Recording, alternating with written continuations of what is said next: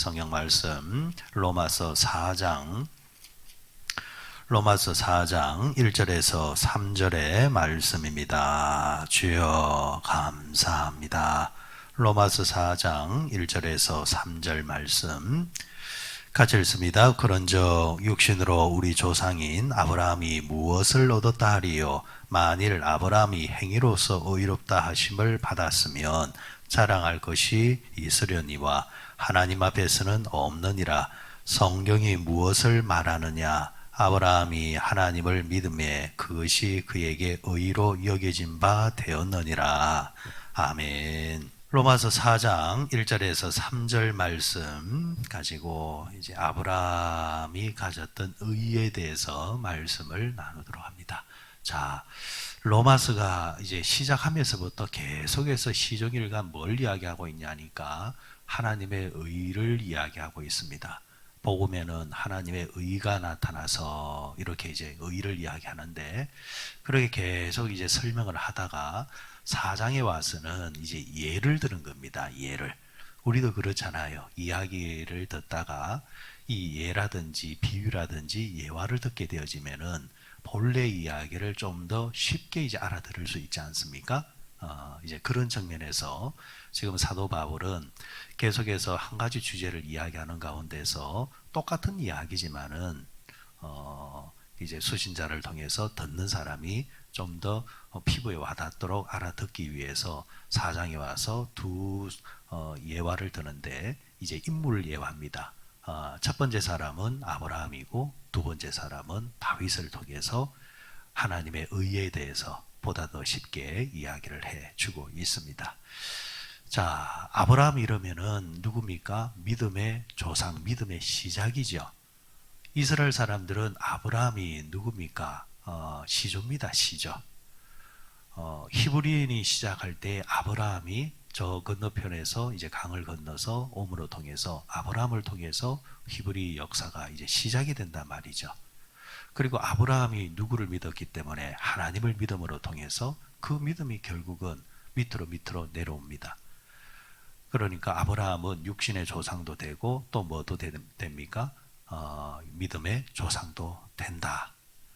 결국에는 이 아브라함의 이제 믿음이 이제 이스라엘뿐만이 아니라 흩어져 있는 모든 전 세계 사람들, 믿음의 사람들, 이제 시작이 되어지고 오늘도 우리는 믿음의 조상 이러면은 아브라함 이렇게 이야기를 하지 않습니까?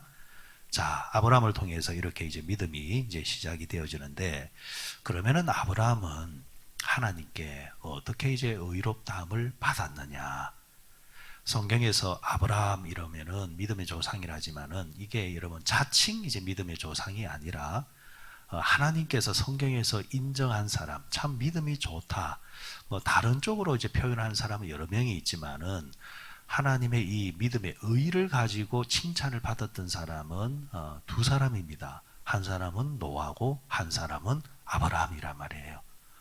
그러면 오늘 본문에 예로 들고 있는 아브라함은 무엇으로 인해서 하나님께 의롭다함을 받는 사람이 되었는가? 그 대목을 한번 이제 보자라는 겁니다. 4장 1절에 보시면은 그런즉 육신으로 우리 조상인 아브라함이 무엇을 얻었다 하리요. 여기서 육신으로라는 이 표현은 믿음의 반대를 말하는 겁니다. 사람은 몸과 마음이 뭉쳐져 있지 않습니까? 이 두 가지가 결합이 되어 있지만은 이 육신이라면은 그 행위적인 거, 눈으로 드러나는 거, 마음은 눈에 드러나는 건 아니지 않습니까?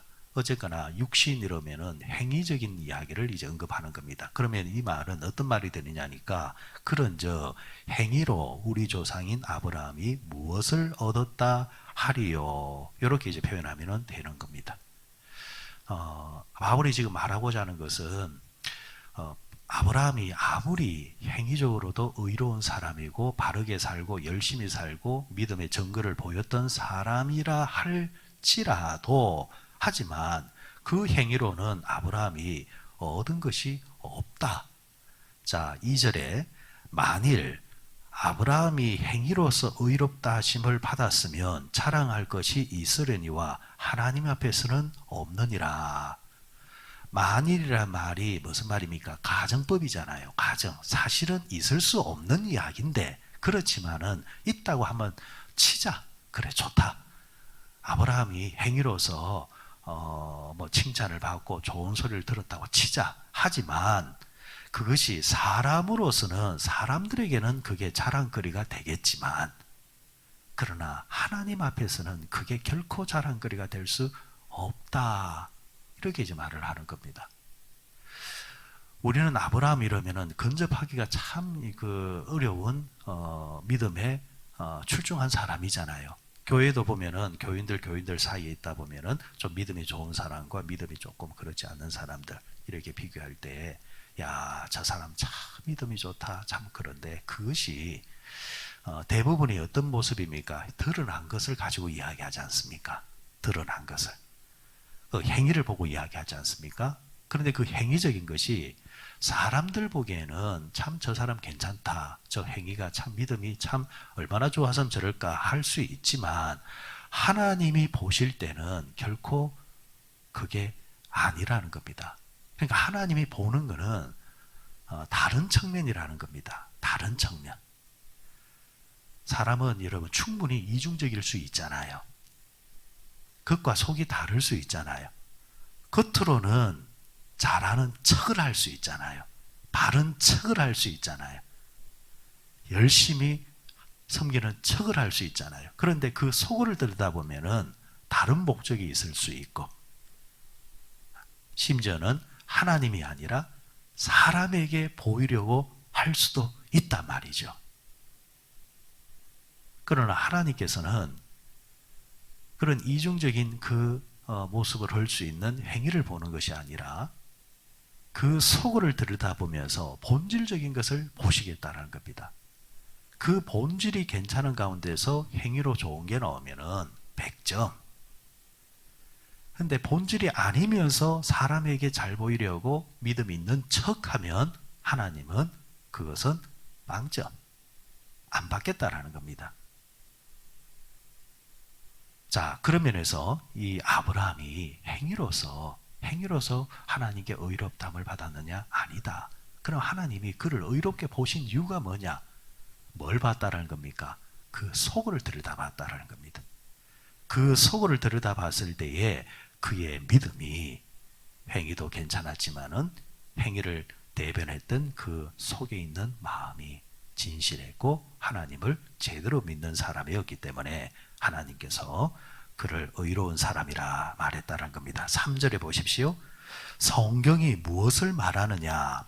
아브라함이 하나님을 믿음에 그것이 그에게 의로 여겨진 바 되었느니라. 아브라함이 하나님을 어떻게 했습니까? 믿음에 이랬습니다. 결국 여러분 아브라함은 하나님을 행위로 통해서 의롭다함을 받은 것이 아니라 하나님을 제대로 믿음에 제대로 믿었기 때문에 하나님께서 그걸 의로 여기셨다. 이 이야기는 어디로 올라가느냐니까 창세기 15장의 이야기를 가지고 이야기하는 겁니다.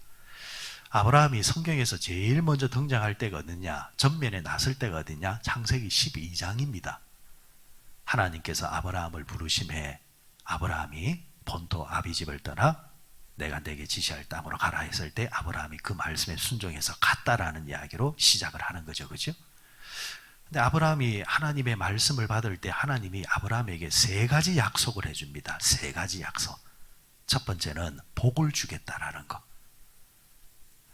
너를 축복하는 자에게 내가 복을 주고 너를 저주하는 내가 너를 저주하겠다. 너는 복의 근원이 될 것이라.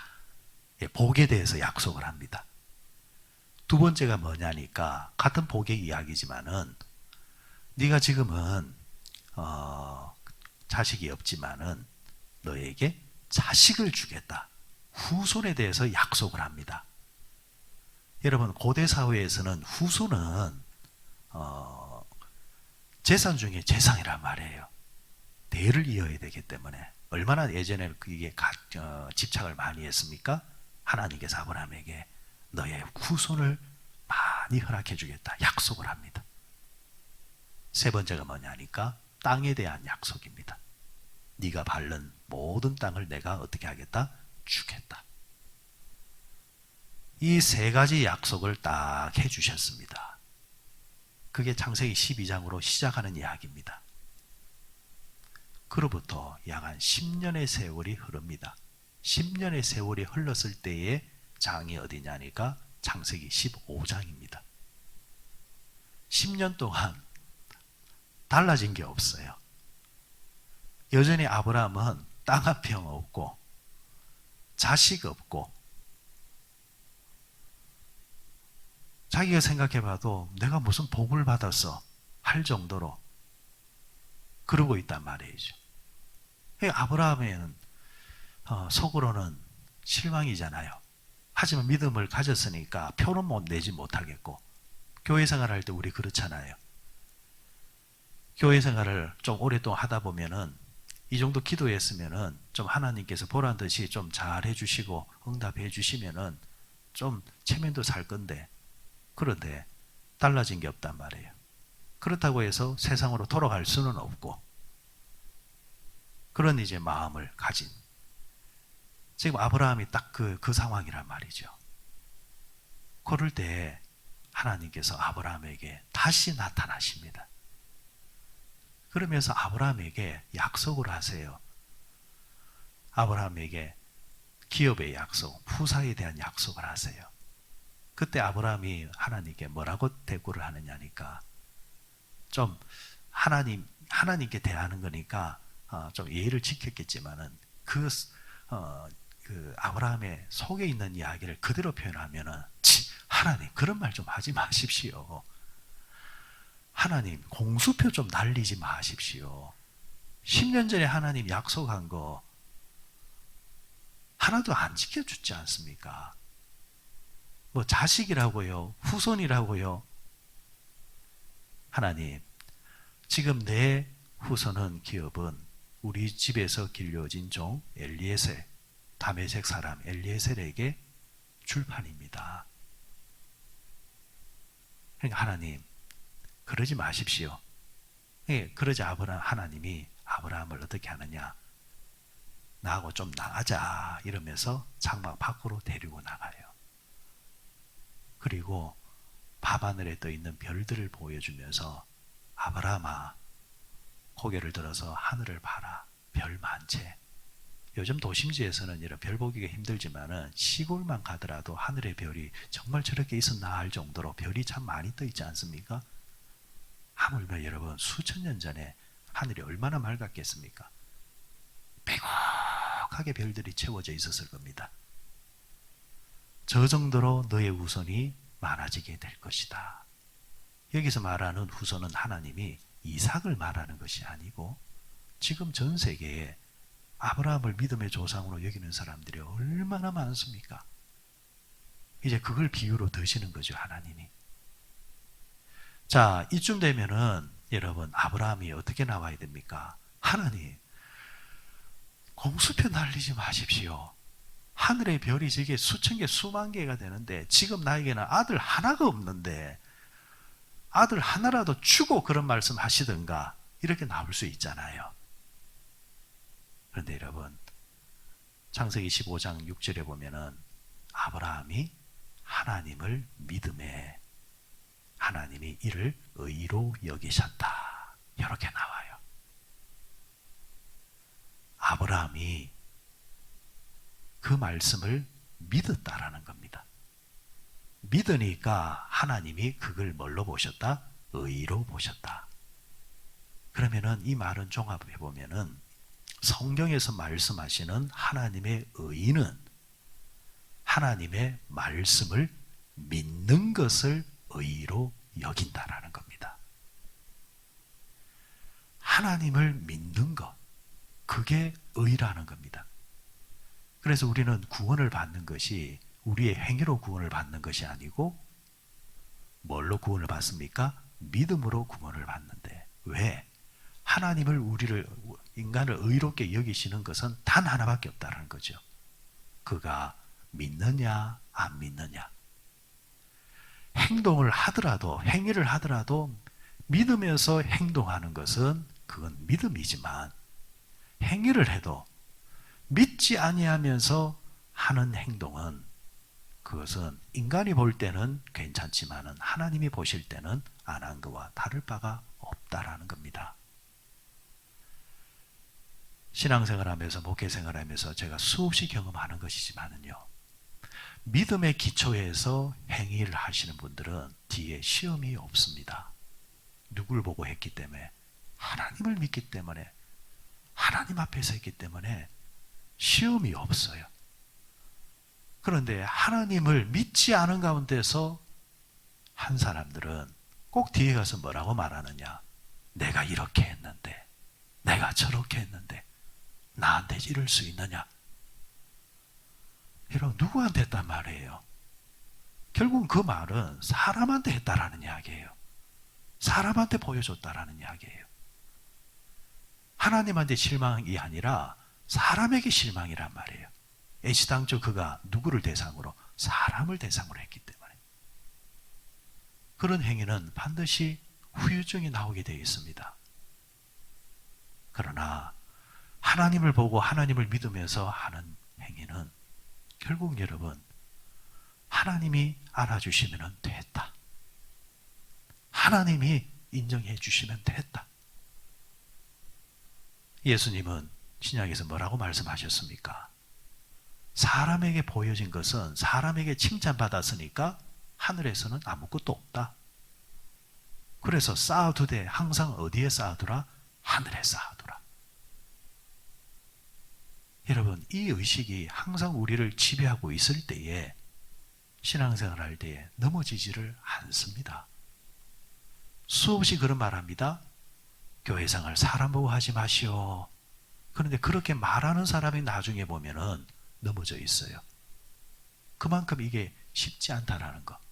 그런데 쉽지 않고 어렵다는 그게 아니라 신앙생활의 가장 기본적인 이 첫 단추, 우리가 하나님께 의롭다함을 받는 것은 믿음인데 자꾸 다른 것을 가지고 하려고 하니까 그런 문제가 발생하는 겁니다. 오늘 아브라함의 이야기를 통해서 바울은 우리 믿음의 사람들은 그 의롭의 기준이 항상 믿음이어야 됩니다. 강조를 해주고 있습니다. 말씀을 정리하면서 그러면은 믿음은 뭐냐? 여러 가지 정의를 내릴 수 있겠지만은 저는 이 아침에 포기라는 단어를 사용하고 싶습니다. 믿음은 포기입니다. 하나님 앞에서 내 모든 것을 포기하는 것이 믿음이라는 거죠. 지금 하나님의 이 반응은, 하나님 말씀은 사실은 얼토당토 않은 이야기잖아요. 너무 비현실적인 이야기잖아요. 아브라함의 현실과는 전혀 다른 딴색의 이야기를 하고 있잖아요. 하나님은 뭐라도 하나라도 주놓고 이야기하시면은 아브라함이 뭐 받아들일 건데, 준 거라고는 아무것도 없으면서 10년 동안 달라진 게 아무것도 없는데 하나님은 또 그렇게 말씀하신단 말이죠. 다 해봤다 할 수 있잖아요. 그런데 아브라함은 그것을 믿었다라는 거죠. 그 말은 10년 동안의 경험과 10년 동안의 자신의 생각과 자기만의 방법과 지식과 상식조차도 하나님 앞에 어떻게 했다는 겁니까? 포기했다라는 겁니다. 자기를 포기하면은 하나님을 믿을 수 있습니다. 오늘도 마찬가지입니다. 스스로를 포기할 줄 알아야 하나님이 믿어지고, 자기 생각을 포기할 줄 알아야 말씀이 들어오기 시작합니다. 결국 이 믿음이, 아브라함이 이걸 잘했기 때문에 하나님이 그를 의로운 사람이라 이렇게 칭해 주신 겁니다. 모리아산 자식을 포기한 거잖아요. 그렇죠? 고향을 덩지고 온 거, 확률을 포기한 거잖아요. 아브라함이 그걸 하나님을 보시고 믿음이 좋다. 우리도 마찬가지입니다. 앞으로 우리가 믿음 생활 계속해서 나갈 때에 포기의 훈련입니다. 포기하면 포기할수록 믿음이 좋아지고 커지고, 오늘날 하나님이 여러분에게도 약속하실 거예요. 하나님이 약속하신 말씀 딱 받으면 그냥 아멘 아멘 하면서 받아들이시고 믿습니다 하십시오. 그러면 그 말씀의 복이 딴 데로 안 가고 여러분에게 갑니다. 아무쪼록 이 믿음의 복이 항상 여러분과 함께 하시기를 주의 이름으로 축원드립니다.